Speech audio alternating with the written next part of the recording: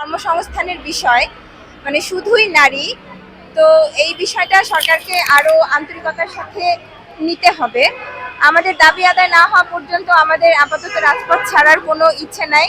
এখানে কিছু বিষয় আমরা উল্লেখ করতে চাই, যেমন ইতিমধ্যে আমাদের প্রধান কার্যালয় থেকে আমাদের আন্দোলনকে প্রশ্নবিদ্ধ করার জন্য, ভিন্ন খাতে প্রবাহিত করার জন্য এবং আমাদের আন্দোলনরত মেয়েদের মনোবল ভেঙে দেওয়ার জন্য, হতাশাগ্রস্ত করার জন্য বিভিন্ন রকমের পন্থা তারা অবলম্বন করেছে।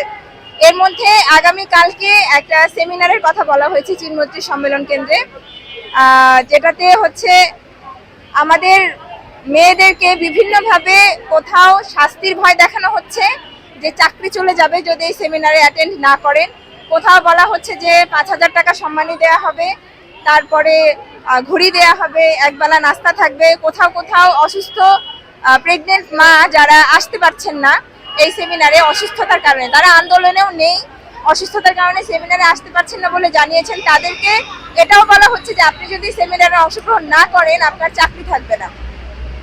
আমরা সবাই জানি যে একটা সেমিনারে অংশগ্রহণ না করার জন্য কারো চাকরি খাওয়া এটা আসলে বাংলাদেশের কোনো আইনেই নাই।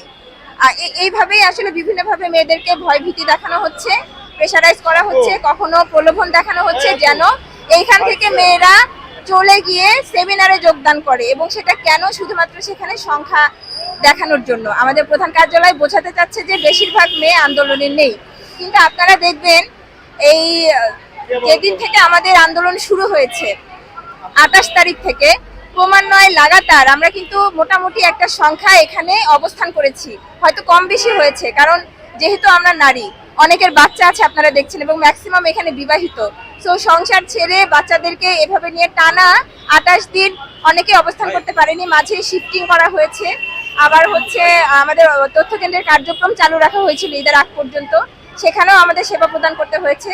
তো এই কারণে সংখ্যাটা এক এক সময় এক এক রকম ছিল, কিন্তু আমরা যদি শুরু থেকে গণনা করি এ পর্যন্ত আমরা কতজন ঢাকায় এসেছি, অবস্থান করেছি, তার সংখ্যা নিঃসন্দেহে 700-800 প্লাস। সুতরাং আমরা পরিষ্কারভাবে জানাতে চাই যে মেয়েরা এসেছে এখানে তাদের রাজস্বের দাবি নিয়ে, তাদের ন্যায্য অধিকার পাওয়ার জন্য। কোনো রকম প্রলোভন বা ভয়ভীতি দেখে আসলে মেয়েদেরকে এখান থেকে সরানোর কোনো উপায় নাই। আমাদের দাবি যেটা, দাবি এখনো আছে, দাবি আদায় না হওয়া পর্যন্ত আমরা এই জোর দাবি জানিয়েই যাব। আমাদের প্রধান উপদেষ্টা মহোদয়ের দৃষ্টি আকর্ষণ করার জন্যই আমরা অপেক্ষা করছি। যতদিন তিনি আমাদের দিকে নজর দিবেন না আমরা এভাবেই অবস্থান করবো। এতে যত কষ্ট হোক, আমরা অসুস্থ হই, যা খুশি তাই হয়ে যাক না কেন, আমরা চাই তিনি যেন সরাসরি এই বিষয়টা হস্তক্ষেপ করে তিনি তার মতো করে যেন বিষয়টা সমাধান করেন, এই মেয়েগুলোর কষ্টগুলো যেন উনি দ্রুত অবসান করে দেন।